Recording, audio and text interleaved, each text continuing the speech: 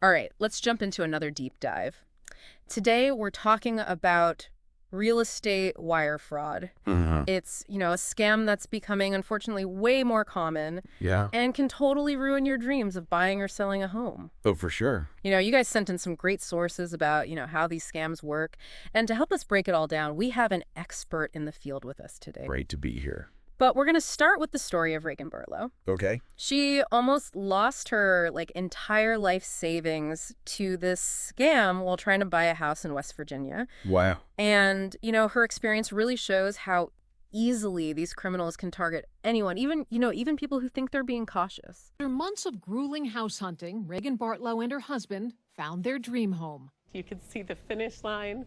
All we had to do was wire the money and then go sign the papers, and then in a matter of minutes, it all came crashing down.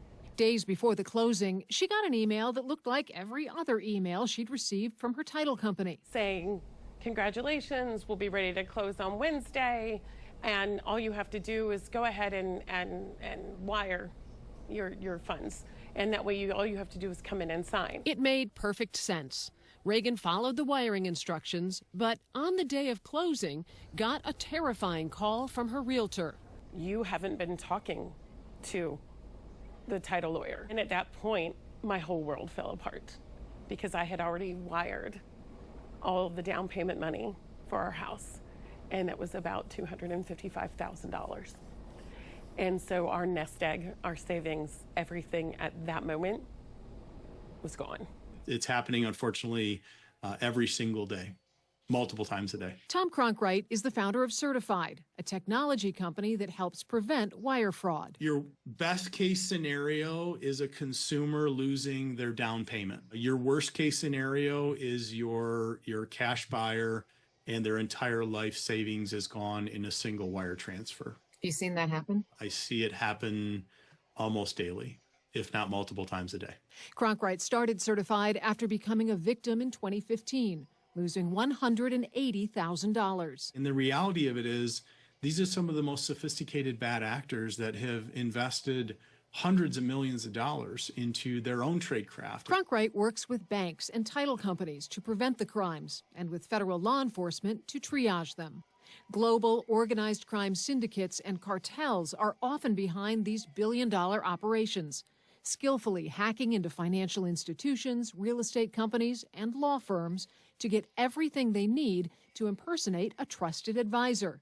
So when somebody like Reagan gets an email to wire her down payment for closing, there's nothing suspicious about it. The email that includes the payment request with wiring instructions isn't coming out of the blue. It's tacked on to a thread of emails that they've been having for 2, 3, 4 weeks. Known losses are estimated at about $500 million a year, but Cronkright says that number may represent as little as 10%, placing actual losses closer to $5 billion annually. Losses most people never recover. I would love to be able to be made whole in this situation. I don't know that that's going to happen, but I do know that if I tell this story, maybe I can help somebody else, because I wouldn't wish this on anyone. I think what's, really gets me about cases like Reagan's is how these scams prey on people when they're most vulnerable. Right. Buying or selling a house, it's already so stressful. Absolutely. And then these scammers, they just pile on that stress and take advantage of the trust that people put into the process. Totally. Reagan and her husband, they saved up, they worked so hard to save for their dream home. They had a down payment of $255,000 ready to go. Yeah. They were just days away from closing. All the paperwork was signed. And bam, they get an email that looks like it's from their title company. Oh, no. With, what they thought were the final wiring instructions. And that's where these scammers, they get really good. Yeah. Their technical skills are top notch. Yeah. They hack into email accounts using these crazy sophisticated phishing tricks. They get access to real email threads. They copy the way people write perfectly. It's not just about faking the email address anymore. It's about making the whole message fit in so well that you wouldn't even question it. That's scary. It's scary good. So how do they even get into these email accounts? What are the tactics? How are they doing this? Well, a lot of times it starts with those phishing emails, right? The ones that look like they're from your bank or a service you use or even from someone you work with. And these emails trick you, They get you to click on a bad link Or you end up giving them your login info without realizing it, and that's how they get in. They might also use malware or find weaknesses in software to, like, sneak in the back door. It's insane how they can make those emails look so real. Yeah. Like, Reagan said the email she got came at the perfect time, a few days before closing, just when she was expecting those final instructions. And it even had specific details about her, her transaction. It made it so believable. And that's why you you can't stress this enough. No matter how real an email looks, you should never just follow the wiring instructions without checking them yourself, with the actual company. Yeah. Because these scammers are masters of, what do they call it, social engineering. They're like con artists. They gather your info from public records, from social media, even from your old emails, to make those messages seem totally personalized and legit. So they're basically doing their homework, right? I mean, this isn't just some random spam. It's planned out, specific, and it's designed to take advantage of your exact situation. Oh, yeah, they're playing the long game, building trust, and then bam, they hit you when you least expect it. And in Reagan's case, they even sent another email after that saying the closing time had changed, just to make it even more urgent, make her feel like she had to act fast. It's so manipulative. I was talking to Tom Cronwright. He's the founder certified. It's a company. Their whole thing is preventing wire fraud. Right. And he actually lost, get this, $180,000 to a similar scam. Oh, wow. He says it happens like every day, sometimes multiple times a day. It's wild how widespread it is. It is. And what's even more concerning is that these scammers, they're not just some random people, right? They're often part of these global syndicates. Oh, yeah. Big organized groups, Yeah. with tons of money and connections that let them operate across borders. It makes them so hard to track down. Right. And almost impossible to prosecute. They pour money into tech, training, even money laundering schemes. It's all about maximizing their profits while minimizing their risks. So we're not talking about a couple of guys in a basement, right? This is organized crime. Yeah, on a global scale. Okay. That makes it even harder for law enforcement to keep up. They're constantly changing their tactics, finding new loopholes.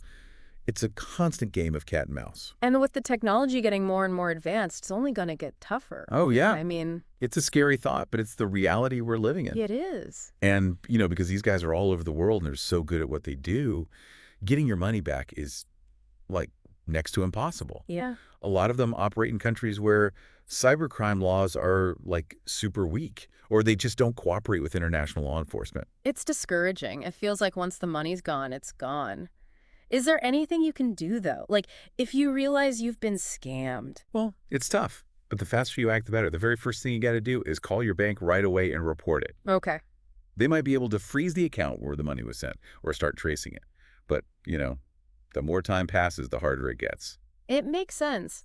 And I think about the emotional toll, too. Like, Reagan was lucky. Her bank was able to get about half her money back because she acted so fast. Right. But she still had to take money out of her retirement savings to close on the house. Wow. I mean, that's a huge setback. Financially and emotionally, something like that could take years to recover from. Oh, yeah, absolutely. And the financial hit is just the beginning. Many victims, they feel totally violated, betrayed. Right. It leads to stress, anxiety, Mm-hmm. even depression. Mm-hmm. And it can really hurt relationships. Makes you not trust financial institutions or professionals anymore. Yeah. So what can we do to protect ourselves? It feels like you need a degree in cybersecurity just to buy a house these days. I hear you. These scammers are getting really sophisticated. But, there are some simple things everyone can do that'll drastically reduce your risk. The most important thing is to always, and I mean always, verify those wiring instructions. Don't just rely on an email, especially when it's a lot of money. So if you get an email with instructions for wiring money, what should you do? Pick up the phone. Yeah. Call the company, the title company, the lender, the real estate agent. Right. But don't use the number in the email. Use a Right. number you already have or find it on their official website. Oh, okay. Confirm those wiring instructions. And if anything seems off, even a little bit, don't be afraid to question it. So trust but verify. And then verify Yeah. again, basically. Yeah, exactly. And pay extra attention if they change the closing time last minute or change the wiring instructions. Sometimes it's legit, but scammers use that trick to make you feel pressured, like you got to act without thinking. Right. Always double check any changes with everyone involved and push back if anything feels fishy. Don't be afraid to be, like, a little annoying. Right. Exactly. Yeah. Better safe than sorry. Totally. Cronkite mentioned that his company, Certified, they're working with law enforcement to educate people about these scams. What are they actually doing to fight this problem? They're on the front lines. Hmm.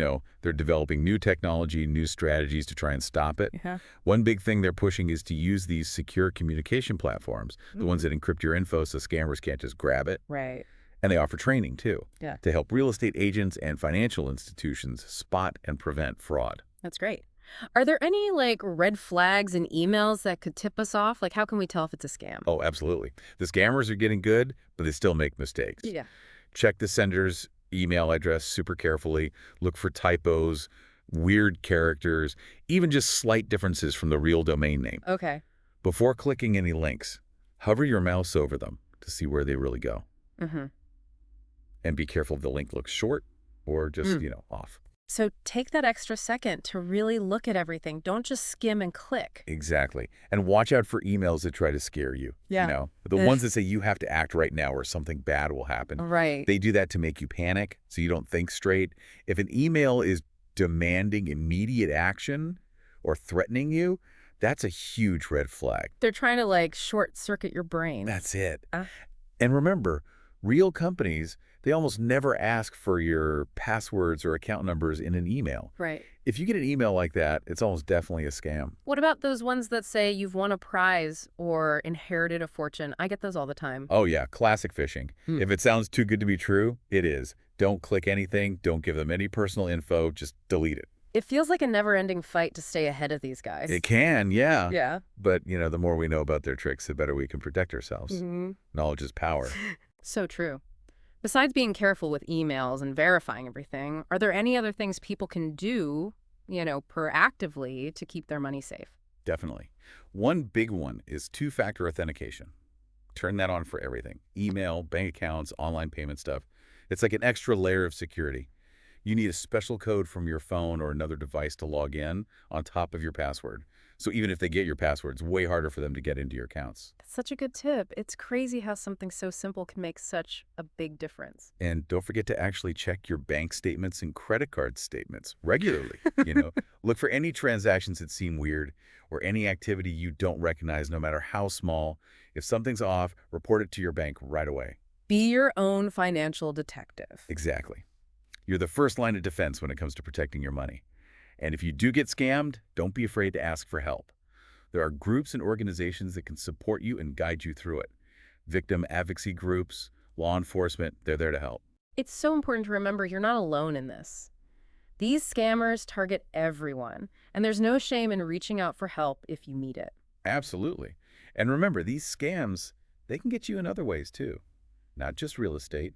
They might pretend to be from the government or a tech support company or even a charity.